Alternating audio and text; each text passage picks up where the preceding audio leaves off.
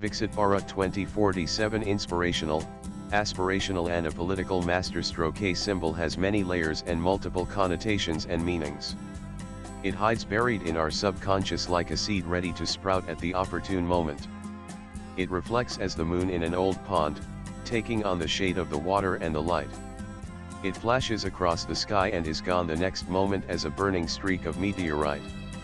The multivalent effect of a language that deals with symbols, whether they be an image or a number or even a sound, can span across several dimensions and fields of study. Let us look at the call to have a Viksit Bharat by 2047.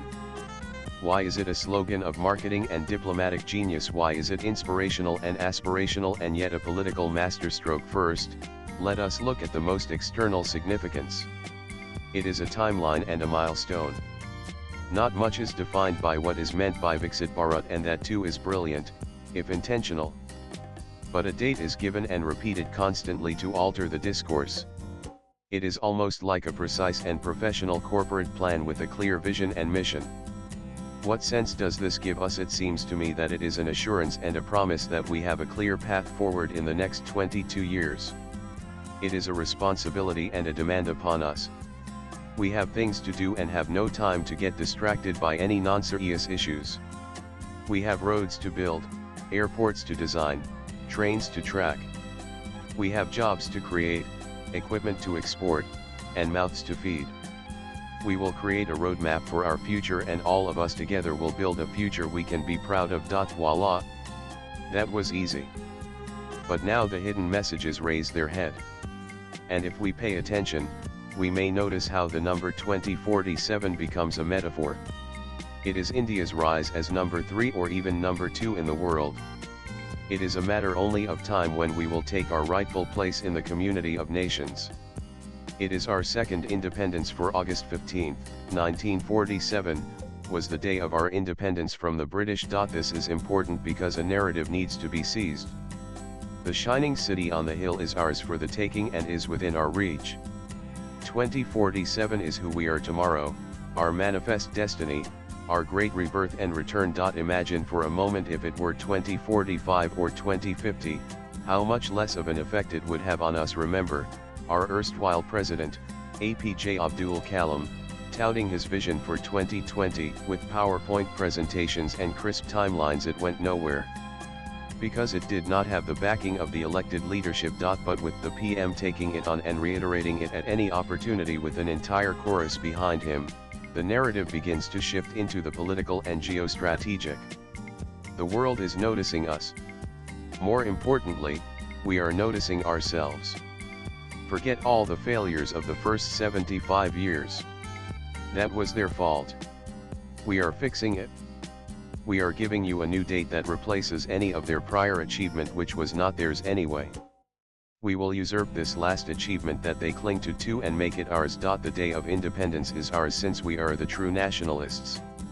And this is our way of staking a claim on it. We cannot go back to the past. But we can recreate it in the future as our achievement, taking away all credit that they may ever wish to seize. And, by the way, you who are serious about this journey need to re-elect us if you wish this to happen. For the other side will compromise our collection mission and goal if elected. You should not give them the prized chair for the next 4 election cycles if you are with us on our mission 2047. Who in his right mind will argue with such an inspirational goal? And that is what a great leader does. He gives us stretch goals and pushes us beyond our limits. That great leader is here, and he has enunciated our seeking, given voice to our buried and subliminal longing. Talk of Bollywood. Our great leader is an amazing visionary. He dreams big and works hard and is irreplaceable. And if we need to keep electing him for the next 22 years, we must. For our own sake. There you go. A simple number works in multiple dimensions and takes on various hues. In the ancient Indian science of interpretation, there are 3 ways of looking at things. The first is abhida, or what is straightforward, or that which is on the surface, the most external. There is then the lakshana, or secondary understanding. For example, when I invoke Agni in the Veda, it can mean the physical fire of the ritual, or it can mean the principle of the energy, or the Deva Agni who takes all our messages to the other Devas and brings back their messages to us. The third layer of meaning is Vyanjana, that usually escapes our minds unless we pay attention. Modern marketing is adept at influencing our behaviors by creating these suggestions and influencing our behavior through these illusions.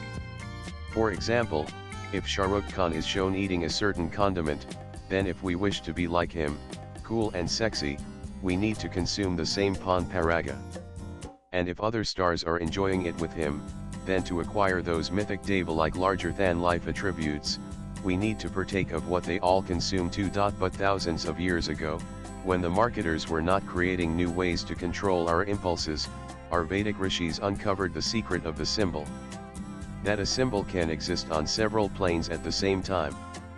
And so, the Agni, that was just a physical flame, or a Deva, is also the representative of our pure awareness, the Purusha, and ourself, the Atman. And so it is with 2047.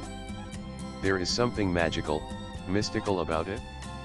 This esoteric value is given to it by the Tantrics, the numerologists. It is something mysterious that we all can become if we all follow the path given to us by the great narrator. Multiple spiritual invocations happen at the same time. We are a civilization state that has existed for 5,000 years. Thus, 1947 is really not that important. And if it was, the date has been usurped by a civilizational shift, our new independence from the colonized state of our minds and hearts, from those who prevent us from having our civilizational renaissance. It is a contradictory message, but marketing thrives on paradoxes and contradictions. Rather, it makes them more poignant. Yet is there truth to it?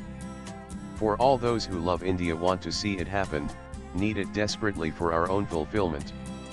We need to transform our economics, our education, our health, and defense and internal unity. This aspiration is our need and our demand.